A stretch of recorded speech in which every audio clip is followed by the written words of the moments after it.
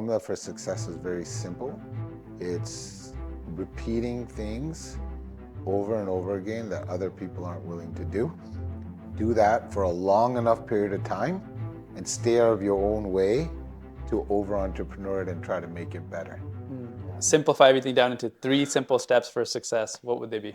Find something that you want to do, like actually want to do, that's going to be, that is compoundable. Get into the room with people that have done it before. Do what they did repeatedly, consistently, over time, and don't overthink it and try to change it.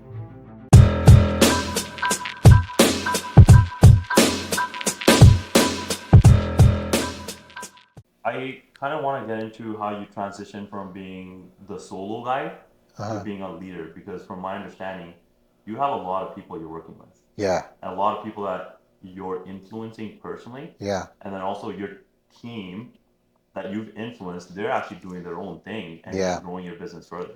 Yeah. So what is that transition like to go from solo to a leader, or if there's something in between? How do we make that transition? So I think in terms of my business, I find opportunities and I give them a chance, and I'm brave enough to make action. I think a lot of people stay idle. So in 2020, I made a shift to a company that I'm with now. It's called EXP Realty, whereas before I was at different brokerages. But as a solo agent, let's kind of unpack that a bit. As a solo agent, I was making a lot of money, but I had little time. So I would be at my mom's house for Thanksgiving or Christmas or whatever, and I'd be on my phone. I love the Super Bowl. Pittsburgh Steelers are my favorite team. I missed the Super Bowl. My cousins are watching. My brother's watching. I'm like, I gotta go do a Clients deal. are on the phone. Yeah. You know, I think we can both relate to this. You know what I'm saying? Now I'm still using the same time, but now I'm babysitting, training, recruiting, All of it. making less money. Right. Because I have a split with my agents. I pay all the expenses. So let's say I want to make $1 million in the year selling real estate commission, right? Nice round number. I've hit that a few times. But on a team model, I give 50-50 split to my agents. So now I'm down to 500. Still not bad if I'm, buying my time back. But who's paying all the salaries and men for sales signs, pictures, photographers? That's 30% expense. I'm at a 20% gross profit. So out of the $1 million, I'm keeping 200. That's if I'm out of sales. But watch the paradox. I can't be in sales. I can't work in the business and on the business at the same time, or it won't go a high level. Right. So 2020, I met a guy. Like, my favorite movies is, like, if you look at any movie that is really celebrated, like Rocky or Matrix or whatever, it's always an underdog that meets a guide, follows the guide. Like in Rocky, it was Mickey, right? In Matrix, it was Morpheus, right? Like, it follows a guide and they become the one or the champ or whatever it is, right? So my guide was a guy named Jay Kinder, and he's like, he was doing what I was doing. He was even doing it at a higher level. He was number 2 in the world for Coldwell Banker. And he just ripped my inside. He's like, Rick, you're feeling this, your gross profit is this, and da-da-da. I'm like, yeah. He goes, January 1st of every year, you start back at 0, even if you hit $1 million or 100. I'm like, yeah. He goes, you're on a transaction treadmill? I'm like, yes. He goes, here's what I'm doing. Tick, tick, tick, tick, tick, tick. I'm like, dude, this guy's showing me passive income checks. Living in an island, no longer worrying about like all this stuff. And his money is growing over time. He's building something. I start at 0 every day. I wake up. I could do a sale today. Tomorrow I start at 0. January 1st, I definitely start at 0. Right. How much do my listings from a year ago pay me today? None. So he's building. He goes, Rick, I started at 30,000 a month to 40, 100. He showed me a check. I'll just say it. It's unconventional, so let's roll. He showed me a check of I think it was $96,000. I'm like, Jay, you're making that check monthly passive? He's like, yeah, man. I'm like, you're gonna show me how to do it? Like, yeah. Where do I sign? I jumped. Right. Dude, most people sit idle. One gift that I have, bro, one thing that I'll give is I'm not the smartest person, but I'm brave, bro. Right? I'm like, okay, if he can do it, that's my example. Now I can do it. Now, 3 years in, he's not at 100,000 passive anymore. He's at 400.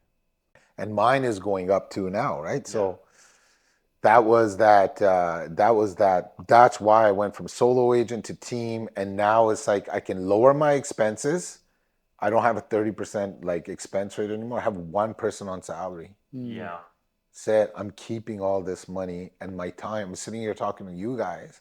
I've been here for a week. I come here all back. I'm coming back again. Right. And money's coming in passively. It's not so much passive because you got to work for it. It's kind of active, but it grows without you. So that's the passive part. There's got to be systems that you're putting into place Oh, to make this all work, 1000%. Yeah. right? Is there more time and effort doing that than selling real estate?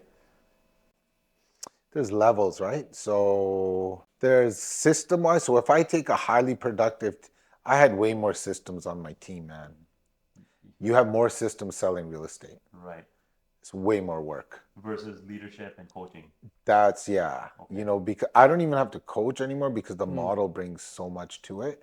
Yeah. But when it was like I was running the team, yeah, man, I had to make sure I had all the systems that were bringing the lead. So I had a social media system. Yeah. We would always hit for sale by owners, right? Mm-hmm. I was doing online lead gen, my own sphere, and then we called it building raving fans, doing events and stuff like that, just coming from contribution, giving back to charity. So I had 5 systems that would bring on leads. And then I had to have a leads manager to make sure where all these leads were going and hand the leads off to my OSAs, which are my outside sales agents. Yeah. Then they would have to report back to the ISA, to the leads manager, take notes. Okay, that person wants to do in 5-6 months. Some person whipping out. It was horrible, man. Right. Yeah. Yeah. And then I'm like, I could have just went and whipped out 20 houses and made just much money. Right. So the company's providing a lot of these systems and you integrate into it. Yeah. Why don't more people build? Because you probably see this all the time. You see realtors everywhere you go, but they stick to the path that they know and just keep selling. Why don't they build?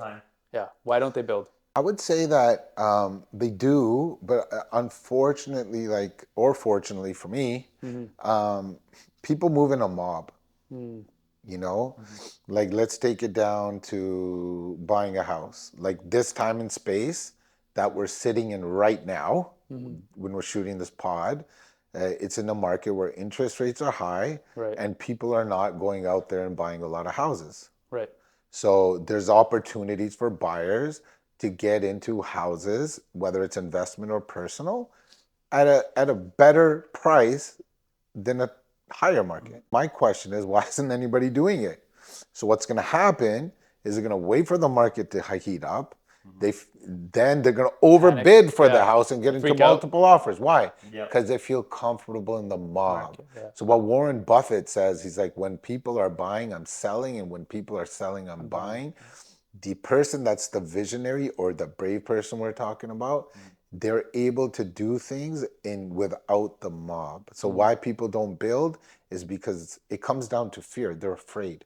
Fear of rejection, fear of failure, fear of what I'm not good enough.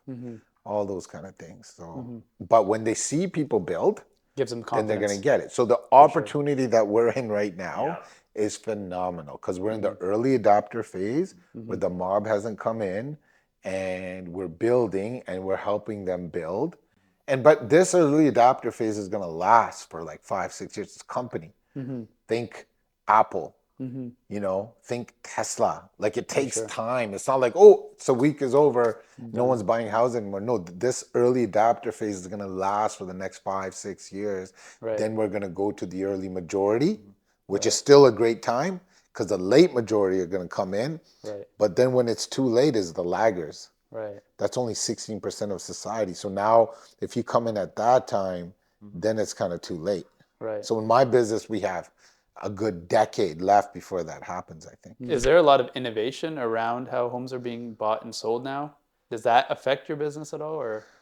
Yeah, I would say it's a lot more in it because I've been in it for almost 20 years, man. Back when I started, it was just picking up the phones and there was a lot of door knocking. Right now, we have a lot of stuff with the internet, like AI out there as well, and online lead generation. There's tons of stuff you can do. I think success comes down to simplicity. Right. And success in real estate or any sales is really simple. The difference between a successful salesperson and someone that is struggling is one word. It's conversations. Successful salespeople simply have more conversations out. Where you go get those conversations, whether it's door knocking, cold calling, that's up to you. But talk to more people, build the skill set to say the right things, learn how to handle objections, you're golden. What's your next move? Your next 1 year plan, 5 year plan? Do you have something in place that you're trying to really accomplish, really push for? So the old me would have just kind of shoved that off and be like, hey, I'm happy what I'm doing, or maybe I'll do more of more. But now I want to attract it into my life. I'm really looking forward to sharing my experiences, helping others through doing maybe a YouTube channel, and just really becoming a thought leader. Yeah, I don't think, I know that's my next calling, because when I speak, people want to hear what I have to say. And I think it's like the way I look, the way my experiences are resonate with some crowd out there. Because you don't have a bald brown guy that's saying these kind of things. We do, but like if you look at the personal development space and all that stuff, it's like different faces. So, but that's not why I want to do it. I want to do it because I know the universe is calling for it, and I've been trying to shove it back for a very long time, dude. I'm talking like I started getting these epiphany like 7 years ago. And now it's finally, I got to be brave enough to just do it. And things like this help. If you were to simplify everything down into 3 simple steps for success, what would they be? Find something that you want to do, like actually want to do, that's going to be, that is compoundable. Okay. I don't know if it's 3, it might be more. Get into the room with people that have done it before. Do what they did repeatedly, consistently, over time, and don't overthink it and try to change it. I made all of those mistakes. If you want to change it after you've really given it a shot what other people are doing. So get into a space that you have some passion about. Do what you need to do consistently and get out of your own friggin' way. Yeah. That's it. Thanks, All right. boys. Appreciate it. Appreciate it. Appreciate it. Thanks again. Looking forward to the YouTube channel. Yeah, man. Thanks, guys.